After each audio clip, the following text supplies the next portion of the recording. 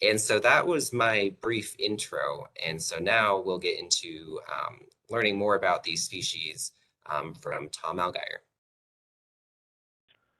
So, New York State Department of Agriculture is a lead agency for the spotted lanternfly response, although it is by far not the only agency. There are 9 agencies that make up the New York State Invasive Species Council, and all those agencies contribute, as well as other partners like the PRISMs and IMAP Invasives and many, many others, and individuals, citizen scientists as well. But we are the lead agency because spotted lanternfly is primarily an agricultural pest. That's really the only reason why it kind of falls in our bucket. So with that, we launched a spotted lanternfly page on our department homepage. It can be accessed through this URL. That is not updated. It's periodically updated. It's not updated on a minute-by-minute basis or a day-by-day basis. But lots of information is there, and links to other places where you can get other information. I'll talk about that later. So next page. So spotted lanternfly, Lycorma delicata. Spotted lanternfly is native to China and Southeast Asia, places like Vietnam. It was first discovered in Pennsylvania in 2014. It was a retired natural resource person from the state of Pennsylvania that noticed some odd activity in some other insects. They were stinging insects kind of swarming around, and he smelled this fermented, almost alcohol type smell, and he kind of tracked it down and investigated a little bit to see what this odd occurrence was, and it was coming from what he found was spotted lanternfly, and the other insects were attracted to the honeydew. I'll talk about that a little bit. So, you know, it was a private citizen, basically a retiree, that found this. So just like yourselves, it's important to have folks out there. The more eyes and ears we have that are trained to kind of hone in on these things, it helps tremendously. So they use their mouth parts to feed on the sap of more than 70 different types of plants. I think the list is much more than 70 at this point. But you get the idea that it's many, many plants.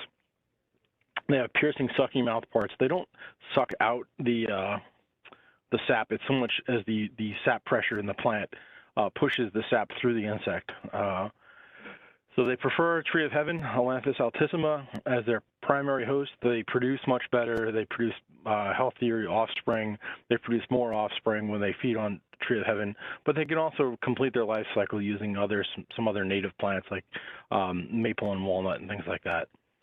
They're definitely a pest of apples and grapes and hops, as well as walnuts and maples and other plants.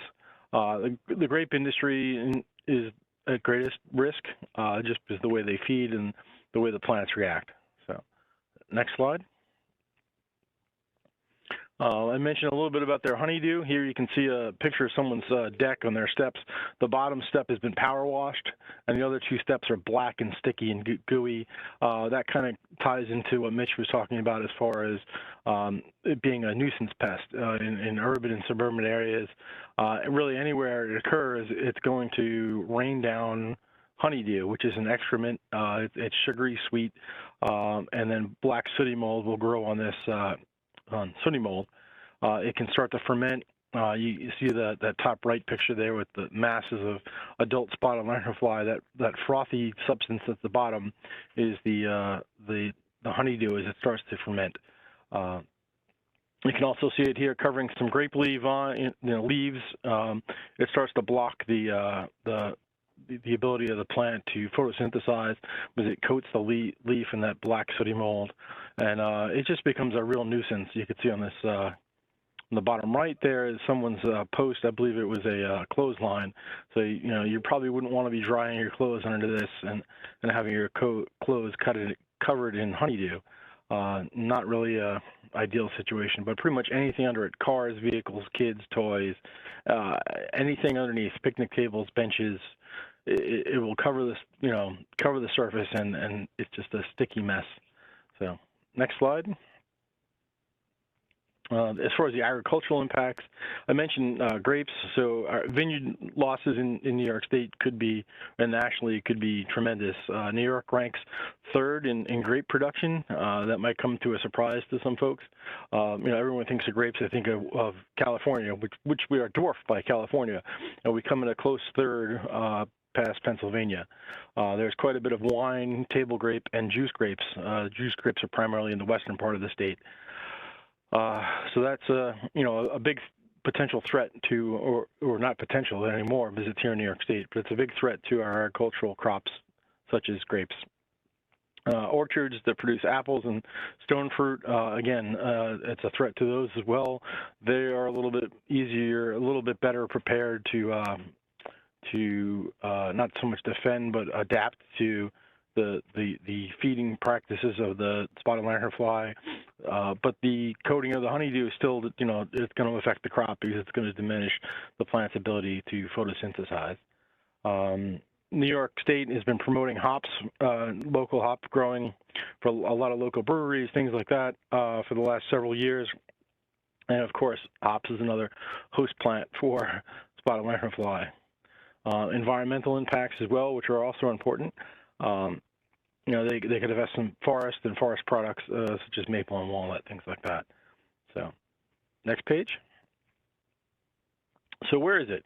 Right now, as far as we know, this map is current and up to date as of yesterday, when I double checked. You could see it started in Berks County, Pennsylvania, which is kind of like the central eastern part of Pennsylvania.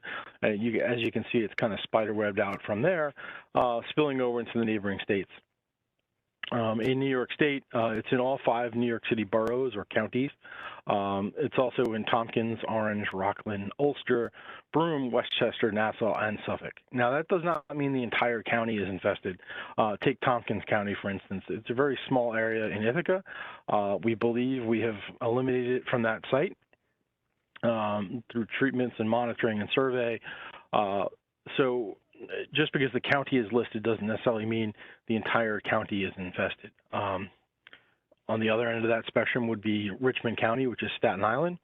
Every kilometer grid that we have surveyed in Staten Island as of 2020, and it's only gotten worse, has been positive for spotted lanternfly. So we kind of run the gamut.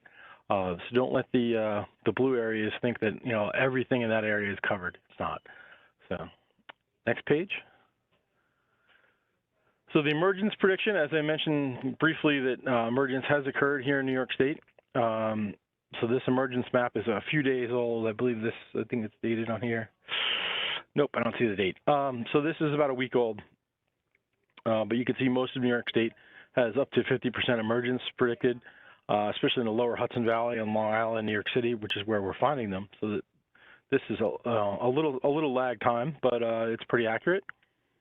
We expect to find some areas possibly in Binghamton where we had some detections last year. Those areas will probably become positive, confirmed for emergence very soon. The big concern is the areas where we don't know it is. So it can pop up anywhere. It's unlikely to be in the Adirondacks because it's unlikely to reach its sexual maturity in most of those areas. But on the periphery of the Adirondacks and some microclimates, that might be possible. And that information collected from this survey helps us fine-tune this prediction mapping. So thank you. Next page.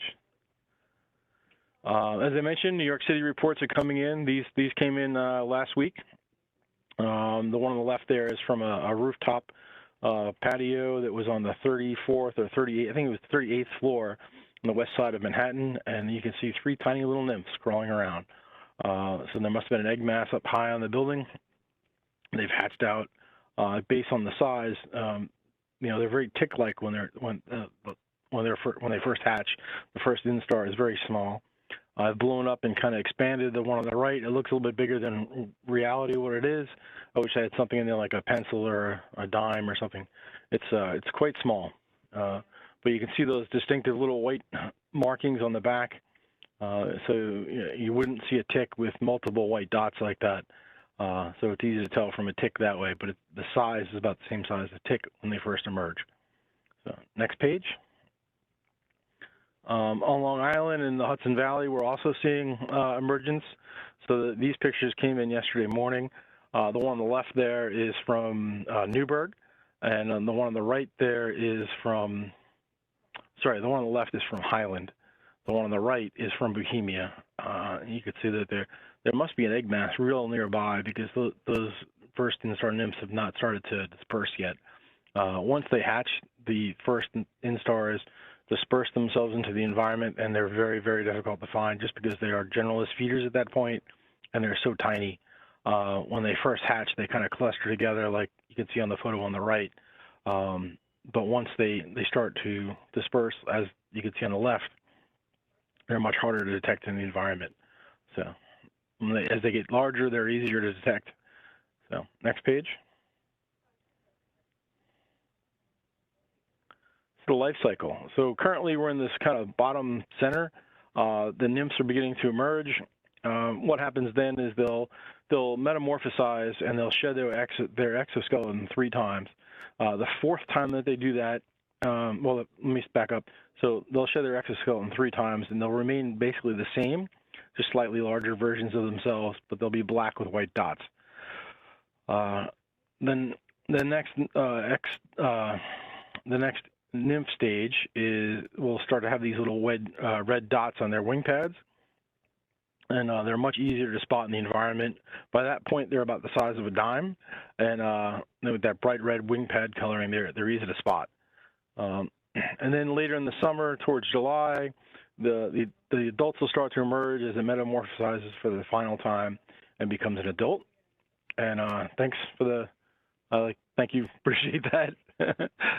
And then late in the summer, really into the fall, they'll start to mate. And then once they've mated, really October through December, they will start laying their eggs. I'll get into that a little bit more detail in a little bit. But the eggs can be covered or uncovered or partially covered, as you can see in these photos here. They don't look so much like spongy moth. It looks almost like putty or clay or mud. At first, they can be glossy. At first, they're white.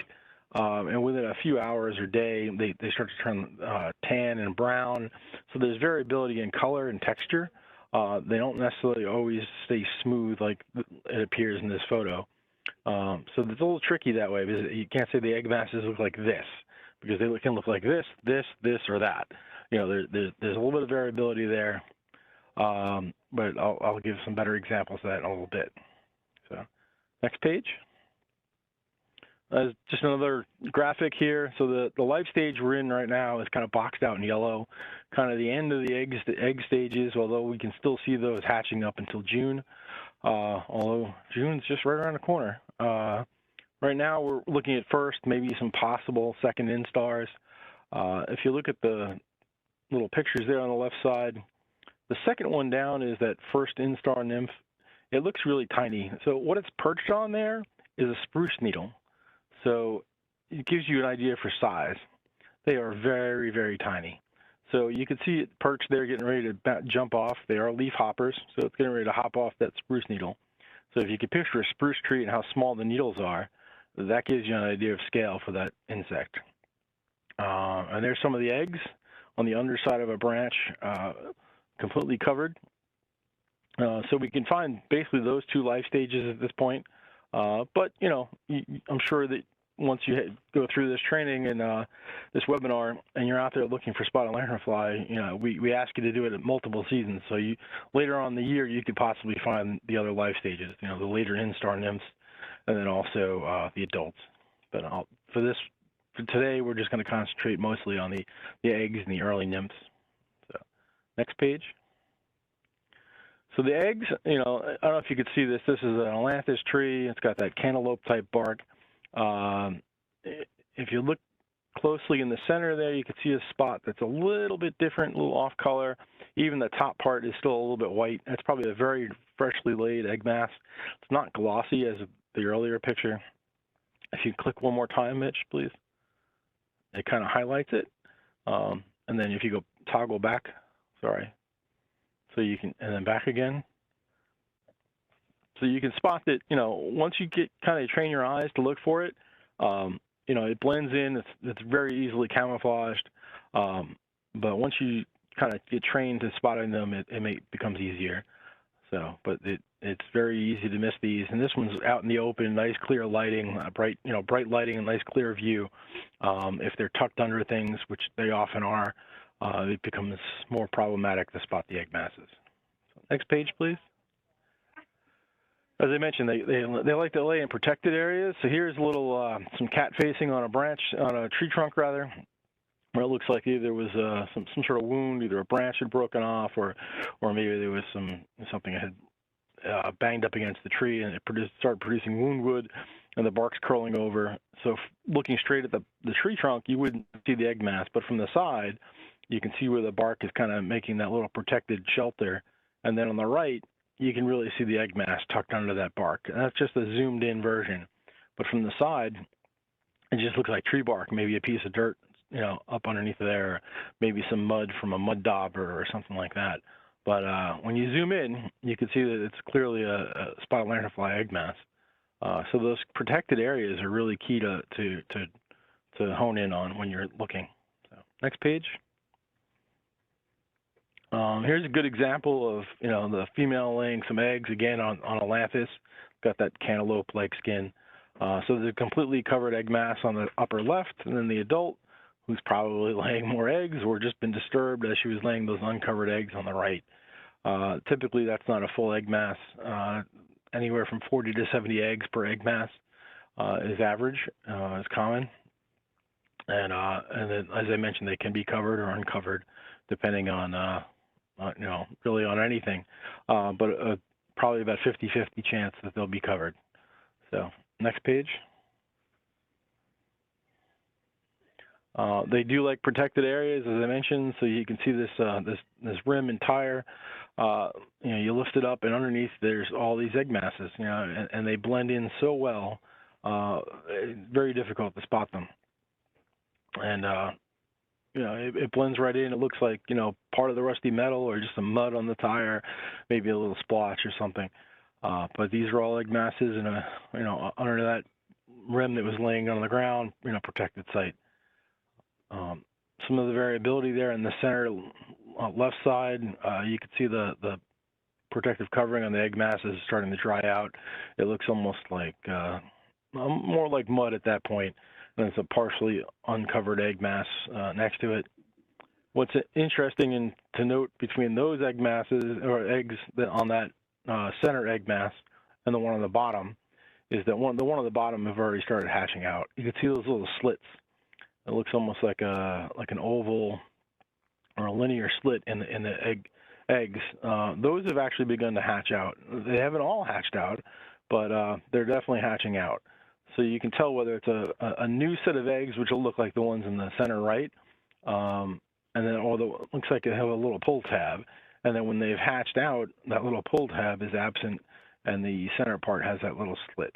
So you can tell whether they're old eggs or new eggs. At this point, most of the eggs are starting to hatch, but you may still come across some viable current eggs. So next page. They like rusty metal. I don't know if I mentioned that. They like protected areas. So this drum, the ribs on this drum, metal drum here, are all quite rusty, and that little lip provides a little bit of a protected area. Both ribs on that drum have egg masses under them, but you're very easily notice the ones on the bottom, but the one on that top, are a little bit harder to notice.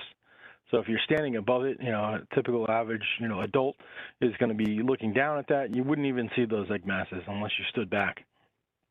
So it really takes a keen eye sometimes. They do have a tendency to congregate. Once they start laying eggs in a spot, their others are attracted to lay eggs in that same spot. And when they get kind of, all the prime real estate is taken up, they'll kind of go next door and they start to spread out. And that's really what you're seeing here on this drum, that type of behavior, where they start laying in the protected area and then they kind of spill over. But they do like rusty metal. If there's a tree versus a rusty piece of rusty metal, they will be on the rusty metal. But they can lay eggs on any flat surface outside. So if grandma is out there sitting in her rocker and she's not moving, they will lay eggs on grandma. Anything flat, anything outside, anything exposed to the environment prime egg-laying territory for spotted lanternfly. And that's our fear, is that those materials, be it a trailer, a piece of equipment, some tools, camping gear, hunting gear, recreational equipment, gets moved from one site to another. That's the easiest way to spread eggs.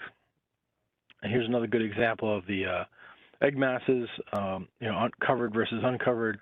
The uncovered ones are a little bit easier to spot, but this appears like it could possibly be either, well, I see lenticels. I can't really tell what the plant is. It could be a cherry, it could be a birch, it could also be bittersweet vine. But you can see the horizontal lenticels, which is a part of the plant, but the egg masses, are always going to be vertical on a tree. They have a tendency to go up and down.